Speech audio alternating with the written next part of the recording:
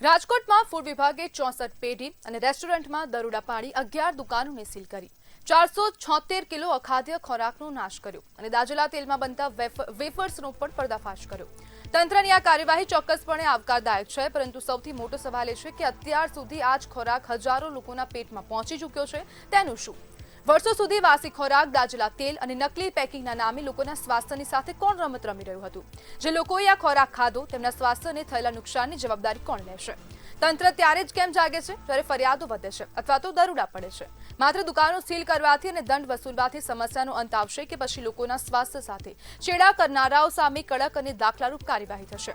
સવાલ એ પણ છે કે ફૂડ વિભાગની નિયમિત દેખરેખ ક્યાં હતી? હવે લોકો જાણવા માંગે છે કે તેમની થાળીમાં પીરસાતી વસ્તુ ખરેખર કેટલી સુરક્ષિત છે, કારણ કે રાજકોટનું ફૂડ વિભાગ માત્ર ત્યારે જ કાર્યવાહી કરે છે જ્યારે તેમને ફરિયાદો મળે। નાગરિકો જ્યારે ફરિયાદ કરવા પહોંચે છે અથવા તો નાગરિકો જ્યારે અનેક માધ્યમોથી ફરિયાદ કરી રહ્યા છે ત્યારે જ કદાચ ફૂડ વિભાગ જાગતું હોય છે, ફૂડ વિભાગના અધિકારીઓ ઊંઘમાંથી જાગી જાય છે અને અચાનક જ કાર્યવાહી કરતા હોય છે।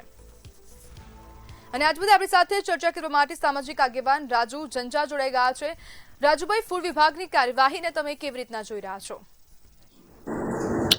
ખાસ કરીને જોઈએ તો દરોડા પાડવામાં આવે છે ફૂડ વિભાગ દ્વારા, આરોગ્ય વિભાગ દ્વારા, પરંતુ જે વસ્તુઓ સીઝ કરે છે એનો રિપોર્ટ આવતા 6 મહિના નીકળી જાય, એટલે ત્યાં સુધી લોકોને જે ભેળસેળ વાળી વસ્તુઓ પીરસવામાં આવે છે। અને બીજું કે એની સામે જે ફૂડ વાળા છે એની સામે એક્શન લેવાતો નથી। ભેળસેળની જે વસ્તુઓ જ્યાંથી પકડાય છે એની સામે અત્યાર સુધી કોઈ એક્શન લેવાના નથી, એના હિસાબે પાછા એ લોકો ભેળસેળ કરવાના જ છે। આનો કોઈ લોકોએ આવી વસ્તુ ખાવાની ટેવ પડી ગઈ, પાડવી જ જોશે, કેમ કે હવે આમાં કોઈ મને લાગતું નથી કોઈ ડિસિઝન આવે એમ। રાજુભાઈ, જ્યારે કાર્યવાહી થાય છે, રિપોર્ટ પણ આવી જાય છે, રિપોર્ટ પછી પણ ફૂડ વિભાગ કાર્યવાહી નથી કરતું, તો આના પરથી આપણે કહી શકીએ કે ફૂડ વિભાગના અધિકારીઓ ક્યાંક ને ક્યાંક સંડોવાયેલા છે? એ પેલા કહી જ દીધું હોય ને, ફોન કરી જાણ કરી દીધી હોય કે અમે તમારે અહીંયા આવવાના છીએ, એટલે અમુક જે સેમ્પલિંગ રાખી દેજો, એટલે નમૂના લઈ જાવ અને પછી પાછા બધું ટૂંકમાં ઓલરેડી સેટિંગ જ હોય છે મોટા ભાગે। તો આ સેટિંગ તોડવાનો અંત ક્યારે આવશે? આ સેટિંગ ક્યારે રોકાશે?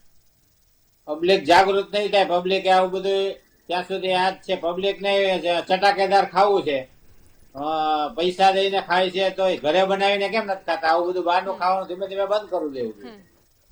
હવે પબ્લિકને જાગૃત થવાની કેટલી જરૂર છે? પબ્લિકે 100% જાગૃત થવાની જરૂર છે। પબ્લિક બહારનું વધુ પડતું ખાય છે, આપણને ખબર છે ભેળસેળ વાળું છે, ખાવા લાયક વસ્તુ નથી, છતાં ખાવા માટે જાય છે। ઘરે કોઈને રાંધીને ખાવું નથી, બહેનોને હવે રાંધવામાં તકલીફ પડે છે, કેમ કે બહેનોને બહાર જ ભરવું છે। આ બધી ઘણી બધી તકલીફો છે, એ આપણો જ વાંક છે, દુકાનવાળાનો કે બીજા કોઈનો વાંક આપણે કાઢવાની જરૂર નથી।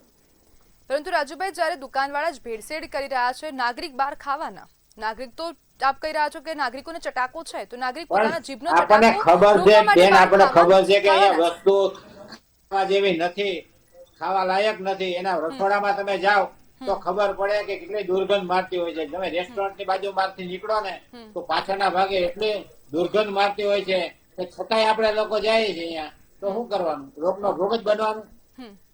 આ રોગનો ભોગ ન બને તે માટે તંત્ર અહીંયા છે, પણ તંત્ર કામ નથી કરતું। હવે તંત્રમાં ફેરફાર કરવાની જરૂર છે, એ તો બધી ખાલી ફોર્માલિટી હોય છે, એમાં ફેરફાર કરવાની જરૂર છે તંત્રમાં। દુકાનદારો એને સસ્તી વસ્તુ લઈ અને મોંઘામાં વેચવી છે, અને જે ગ્રાહકો છે એને ચટાકેદાર ખાવું છે, તો પછી આ જ થવાનું છે।